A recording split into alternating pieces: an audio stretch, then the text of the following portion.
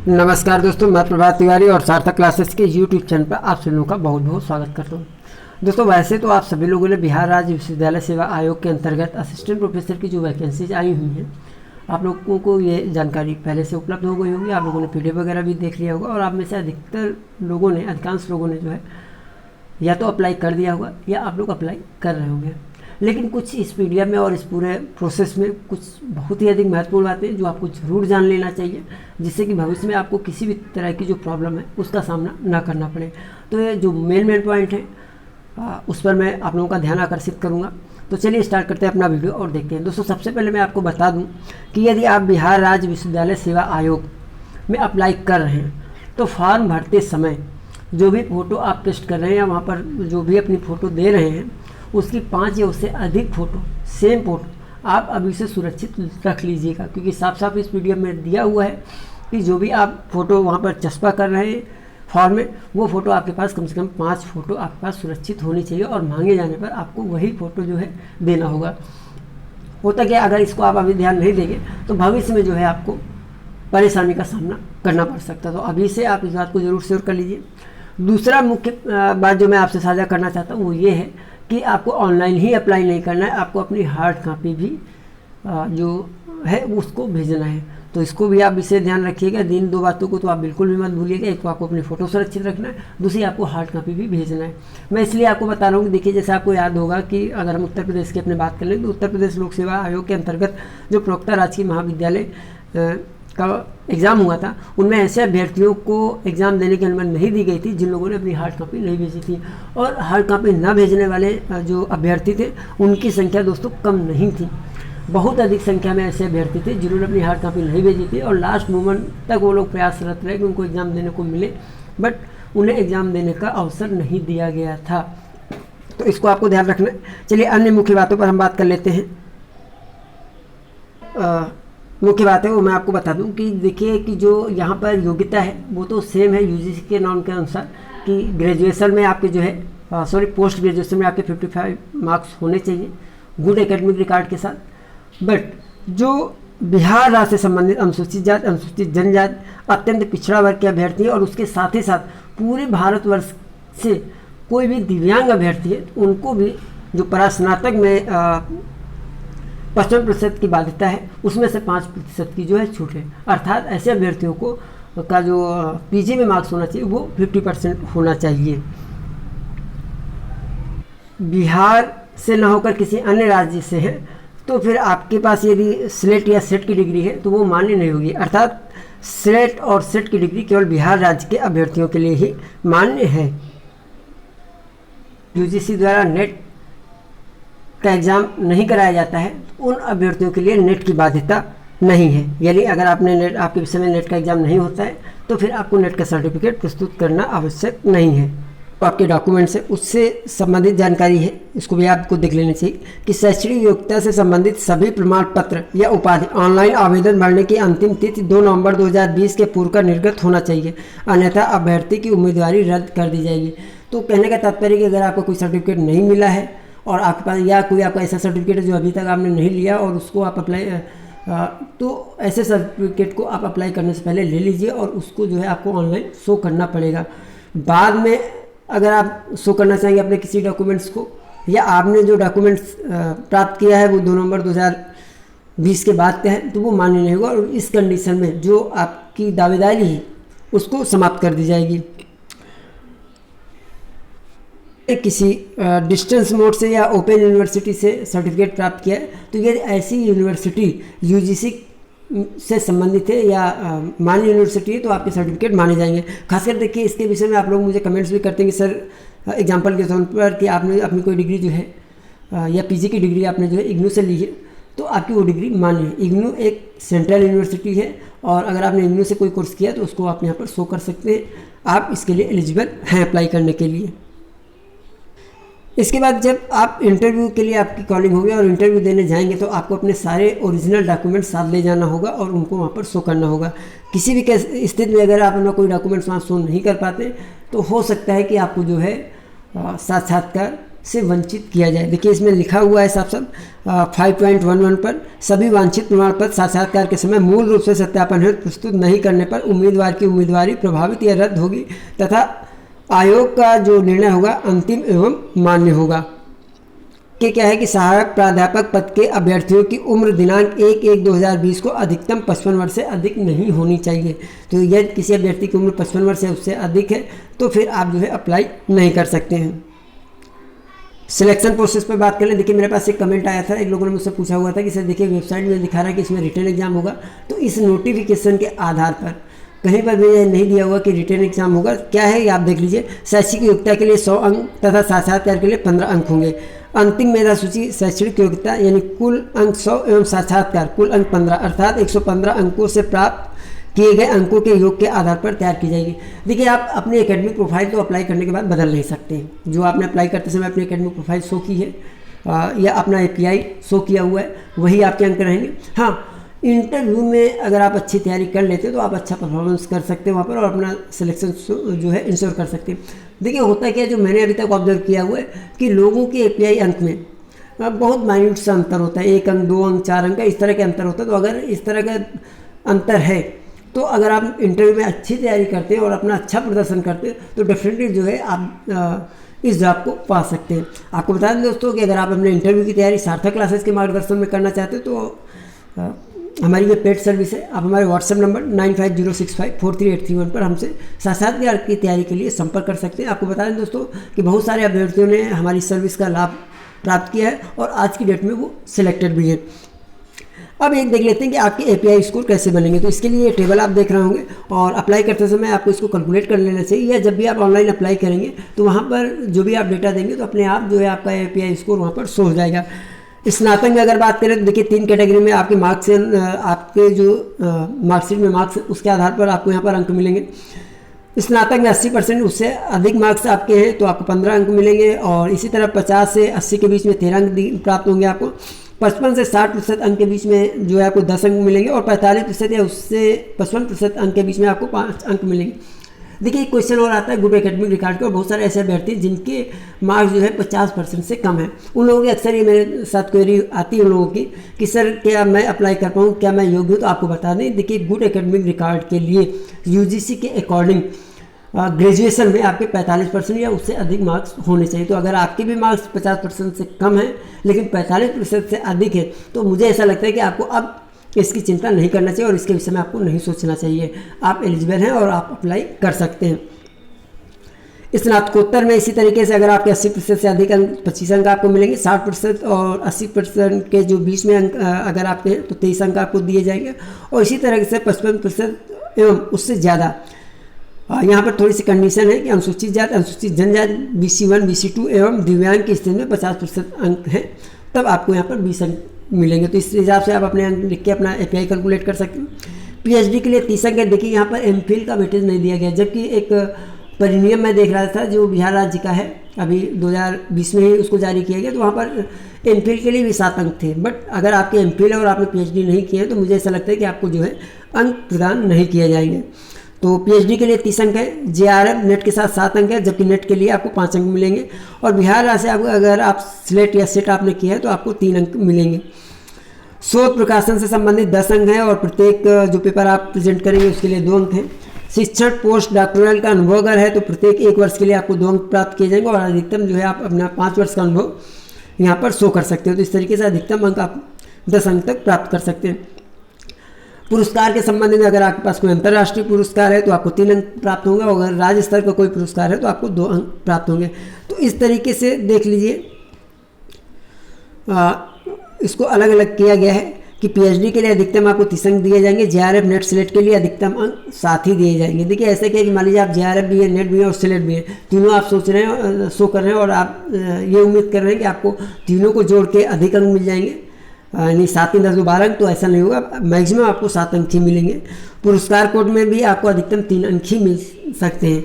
बहुत सारे ऐसे भी अभ्यर्थी होते हैं जिनके पास कई पुरस्कार होते हैं, तो अगर आप ये उम्मीद करते हैं कि आपके पास यदि अधिक पुरस्कार हैं तो आपको अधिक अंक मिलेंगे, तो ऐसा नहीं है, अधिकतम आपको 3 अंक ही प्राप्त हो सकते हैं। ठीक है। इस तरीके से एकेडमिक स्कोर में आपको 80 अंक मिल सकते हैं, शोध प्रकाशन के आप 10 अंक ले सकते हैं और शिक्षण अनुभव के मैक्सिमम 10 अंक। तो इस तरीके से टोटल ये एपीआई है 100 अंकों का, और 15 अंक का जो है आपका इंटरव्यू होगा। इंटरव्यू बहुत ही इंपॉर्टेंट रोल प्ले करेगा, क्योंकि बहुत सारे ऐसे अभ्यर्थी होते हैं जिनके एपीआई में दूसरे अभ्यर्थियों से बहुत अधिक अंतर नहीं होता है। तो अगर आपका भी एपीआई स्कोर अच्छा है, तब भी अगर आप तो भी आपको ये भूल नहीं करनी चाहिए कि आपका सिलेक्शन हो ही जाएगा। उसके लिए आपको इंटरव्यू पर फोकस करना पड़ेगा और बेहतरीन तरीके से आपको अपने इंटरव्यू की तैयारी करनी चाहिए। दोस्तों एक तथ्य मैं और कहना चाहूँगा कि अगर आपका विषय एलाइड विषय के अंतर्गत आता है और आप एक से अधिक विषयों के लिए अगर आप योग्य हैं, तो आपको सभी ऐसे विषयों में आपको अप्लाई करना चाहिए जिसके लिए आप योग्य हैं। तो एक नज़र हम डाल लेंगे, जो हमारे पास लिस्ट है अप्लाइड सब्जेक्ट की, ठीक है। तो उस पर चलते हैं और देखते हैं कि कौन कौन से विषय जो है इसके अंतर्गत आते हैं। लेकिन इसमें आगे बढ़ने से पहले दोस्तों देखिए, यहाँ फी की बात कर लें तो अनारक्षित श्रेणी के उम्मीदवारों को लिए 300 रुपये पेमेंट करना है। केवल बिहार राज्य के जो अनुसूचित जनजाति के अभ्यर्थी उनको 75 रुपये देना है। देखिए, अगर आप बिहार राज्य से अतिरिक्त किसी अन्य राज्य में कैटेगरी के अंतर्गत आते हैं तो आप जनरल ही माने जाएंगे बिहार राज्य के लिए, और आपको जनरल कैटेगरी में ही अप्लाई करना होगा। केवल बिहार राज्य के स्थायी निवासी सभी जो आरक्षित वर्ग या अनारक्षित वर्ग की महिला हैं उनको भी 75 रुपये ही देना होगा। अगर आप महिला अभ्यर्थी हैं तो आप किसी भी कैटेगरी से हो, आपको 75 रुपये ही पे करना है, बशर्ते आप बिहार राज्य से संबंधित हो। दिव्यांग अभ्यर्थी, ऐसे दिव्यांग अभ्यर्थी जिनकी दिव्यांगता का प्रतिशत 40% या उससे अधिक है, तो 75 रुपये उनको पेमेंट करना है। देखिए, यहाँ पर बिहार राज्य की कंडीशन नहीं, ऑल ओवर इंडिया से कोई भी अगर दिव्यांग अभ्यर्थी है तो उसके लिए 75 रुपये ही पेमेंट करना है। शेष अन्य उम्मीदवारों के लिए 300 रुपये है। अब ये पूरी लिस्ट है जो डॉक्यूमेंट्स आपको सबमिट करना है, खैर इस पर हम बात नहीं करेंगे। प्रमुख तिथियां देख लेते हैं। जो रजिस्ट्रेशन की प्रारंभ तिथि है वो 23 सितंबर 2020 है। ऑनलाइन आवेदन भरने की अंतिम तिथि 2 नवंबर 2020 है, शाम को 5 बजे तक। और अभ्यर्थी द्वारा आयोग कार्यालय में केवल स्पीड पोस्ट या निबंधित डाक के माध्यम से ऑनलाइन आवेदन पत्र की डाउनलोडेड हार्ड कॉपी एवं सभी वांछित कागजात प्रमाण पत्र उपाधि की स्वप्रमाणित छायाप्रत प्राप्त करने की अंतिम तिथि है 24 नवंबर 2020 शाम 5 बजे। यानी आपको अपने एप्लीकेशन के साथ ही साथ जो आपके डॉक्यूमेंट्स हैं उनको सेल्फ अटेस्ट करके उनकी हार्ड कॉपी भेजना अनिवार्य है। तो ये आप गलती मत कीजिएगा। आप अगर आपने ऑनलाइन अप्लाई किया तो आप डॉक्यूमेंट्स भी जरूर भेज दीजिएगा। अब एक नज़र डाल लेते हैं अलाइड सब्जेक्ट की। देखिए, अलाइड सब्जेक्ट की पूरी लिस्ट है, आप चाहें तो इसको पॉज करके भी अपना विषय देख सकते हैं। जूलॉजी के अंतर्गत 7 विषय कौन कौन से? Fish and fisheries, aquaculture, entomology, life science, bio science, genetic, cytogenetics, animal psychology and biochemistry, biotechnology या इम्यूनोलॉजी। जियोलॉजी की अगर बात करें तो अप्लाइड जियोलॉजी और अर्थ साइंस आएंगे इसके अंतर्गत। पॉलिटिकल साइंस का एक ही एलाइड सब्जेक्ट है पब्लिक एडमिनिस्ट्रेशन। तो पब्लिक एडमिनिस्ट्रेशन वाले लोग जो है पॉलिटिकल साइंस में, और पॉलिटिकल साइंस वाले लोग पब्लिक एडमिनिस्ट्रेशन में भर सकते हैं।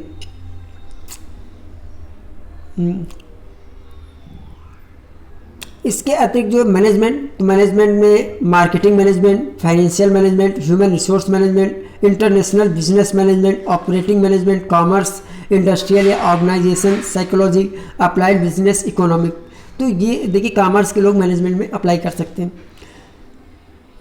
सोशियोलॉजी, ज्योग्राफी में केवल इसी विषय के अभ्यर्थी भर सकते हैं। संस्कृत में अपने विषय के अभ्यर्थी भर सकते हैं। जबकि फिलोसॉफी में अगर हम बात करें तो बुद्धिस्ट फिलोसॉफी, जिसमें देखिए कंडीशन दी हुई है कि with graduation in philosophy as the core subject होना चाहिए। जैना फिलोसॉफी, इसमें भी कंडीशन है कि ग्रेजुएशन लेवल पर जो फिलोसॉफी जो है वो आपके कोर सब्जेक्ट के रूप में होना चाहिए। Comparative study of the religions with graduation in the philosophy as the core subject. Yoga philosophy, यहाँ पर भी कंडीशन है कि with graduation in the philosophy as the core subject. आगे बात करते हैं ट्रेडिशनल संस्कृत, जिसके अंतर्गत वेद, धर्मशास्त्र, साहित्य, व्याकरण, ज्योतिष, दर्शन, न्याय, ये सारी चीज़ें आती हैं। तो इसमें कोई नहीं है, आप अपने विषय में अप्लाई कर सकते हैं। हिंदी में देखिए, यहाँ पर पूरी कैटेगरी दी गई कि भाषा विज्ञान में अगर आपका स्नातकोत्तर है, त्रिवर्षीय स्नातक स्तर पर मुख्य विषय हिंदी भाषा और साहित्य होना चाहिए। इसी तरीके से तुलनात्मक साहित्य में स्नातक, यहाँ पर भी वही कंडीशन है। अनुवाद विज्ञान में स्नातकोत्तर, सेम कंडीशन। लोक साहित्य में स्नातकोत्तर, यहाँ पर भी सेम कंडीशन है। उर्दू में कोई अप्लाइड सब्जेक्ट नहीं। इस्लामिक स्टडीज़ में जरूर 3 विषय हैं, Arab culture and Islamic studies, Arab culture और theology. Arabic, Arab culture and Islamic studies, Arab culture, theology. Persian में नो एलाइड सब्जेक्ट, कोई एलाइड सब्जेक्ट नहीं। मैथमेटिक्स में computation mathematics, applied mathematics, industrial mathematics and informatics, mathematical science, material science and technology, industrial and applied mathematics. Botany में microbiology, biotechnology and biochemistry, bioscience, environmental science, genetics, molecular biology. Chemistry के अंतर्गत 11 subject है। कौन कौन से? Physical chemistry, inorganic chemistry, organic chemistry, applied chemistry, industrial chemistry, analytical chemistry, environmental chemistry, biochemistry, pharmaceuticals chemistry और instrumentation and the commercial method of industrial analysis, polymer science and the chemical technology. तो 11 विषय हैं chemistry के लिए। Economics के अंतर्गत 3 allied subject हैं, financial economics, environmental economics, business economics. और होम साइंस की अगर हम बात कर लेते हैं तो होम साइंस में food and nutrition, family resource management, human development, textile and clothing, extension education, clinical nutrition. Ancient history में का जो एलाइड सब्जेक्ट है वो ancient Indian history and culture, ancient Indian history and archaeology, ancient Indian and Asian studies. Music में vocal music, Hindustani classical music, instrumental music and ये percussions, non percussion.